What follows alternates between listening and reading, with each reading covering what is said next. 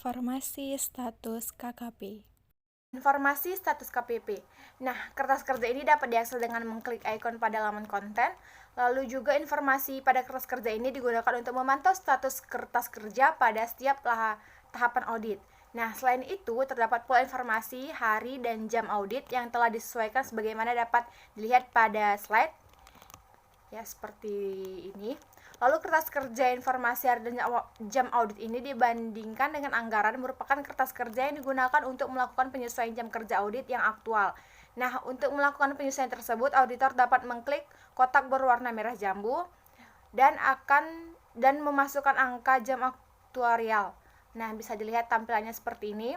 Lalu untuk kembali ke menu sebelumnya, kita bisa mengklik tombol warna hitam. Risk Assessment. Baik, untuk tampilan risk assessment akan seperti ini awalnya. Lalu kita klik yang pertama di materialitas awal. Selanjutnya akan muncul tampilan seperti ini pada materialitas awal. Realitas awal.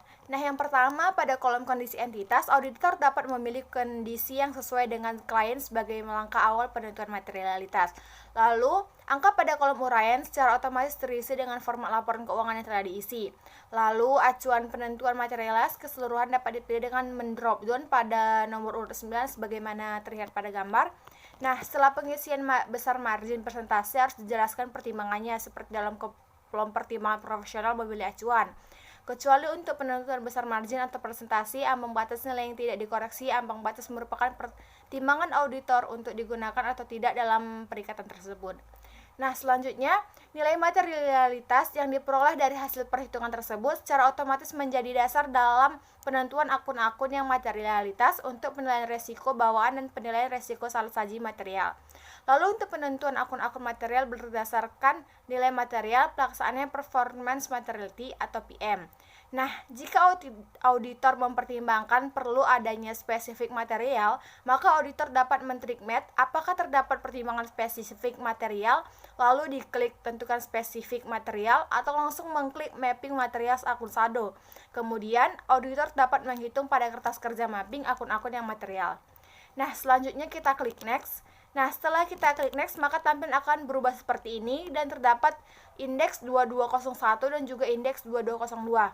Nah, baik, selanjutnya kita klik indeks 2201, maka akan muncul tampilan seperti di gambar. Nah, lalu kita masukkan saja rumus nama akun dibagi dengan total aset, lalu kita drop down. Nah, setelah selesai kita akan menulis kesimpulan tidak terdapat salah saji, maka akan muncul complete, lalu kita kembalikan klik Previous Index. Baik, setelah kita klik Previous Index, maka akan muncul tampilan kembali seperti sebelumnya. Baik, setelah itu kita klik indeks 2202 untuk mengisi rasio keuangan.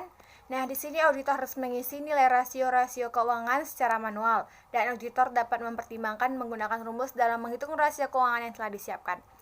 Nah, setelah selesai pilih tidak dapat salah saji material dan apabila tidak ada yang janggal di rasio, setelah itu kembali ke Previous Index. Nah, baik, setelah kembali ke tampilan sebelumnya, pada kesimpulan kita ketik tidak ada salah saja material, lalu kita next index dan akan muncul pemahaman entitas dan lingkungan. Nah, bisa kita lihat sendiri tampilan untuk pemahaman entitas dan lingkungannya itu seperti ini. Lalu yang pertama kita klik untuk mengisi informasi umum dan aspek legalitas. Nah, baik, untuk yang pertama di informasi umum dan aspek legalitas yang diisi adalah uraian atau narasi kotak, informasi dan juga aspek legalitas klien. Baik, selanjutnya ada 2.23002 yaitu struktur organisasi dan tanggung jawab. Nah, di sini kita mengisi uraian ataupun narasi struktur organisasi klien serta uraian tanggung jawab dari setiap jabatannya. Nah, selanjutnya ada proses aktivitas bisnis utama. Nah, di sini kita mengisi uraian narasi tentang proses bisnis klien, pihak berrelasi investasi pada pihak lain, pembayaran untuk pendanaan utama, pelanggan utama, pemasok utama, pesaing utama, dan juga kebijakan akuntansi untuk akuntansi signifikan, serta informasi signifikan lain tentang terkait bisnis klien. Nah, baik, selanjutnya ada pemahaman peraturan yang relevan di A234. Nah, di sini kita harus mengisi uraian ataupun narasi tentang peraturan yang relevan bagi klien. Pada kertas kerja ini, auditor harus mengidentifikasi dampak dari peraturan tersebut terhadap resiko salah saji material pada akun dengan cara menentukan akun yang berdampak dan akun yang terdampak yang lalu dipilih, lalu kita drop down.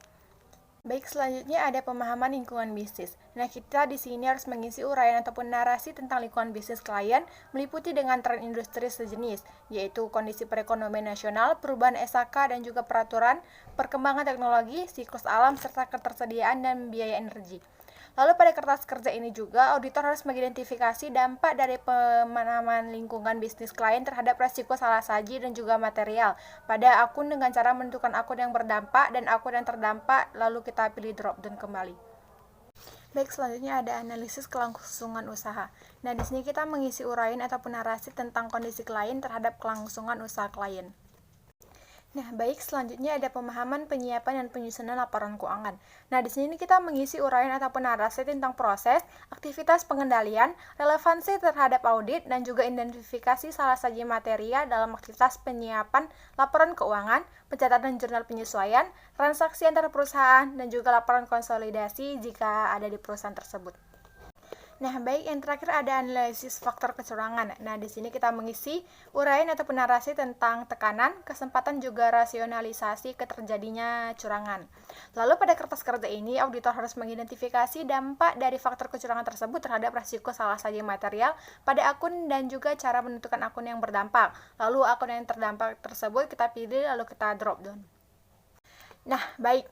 Jadi dapat disimpulkan bahwa tidak ada kemungkinan salah saji sehingga kesimpulan pada kertas kerja ini tidak terdapat kemungkinan salah saji. Sedangkan untuk aspek lain disimpulkan bahwa terdapat kemungkinan terdapat salah saji pada kertas kerja pendukung.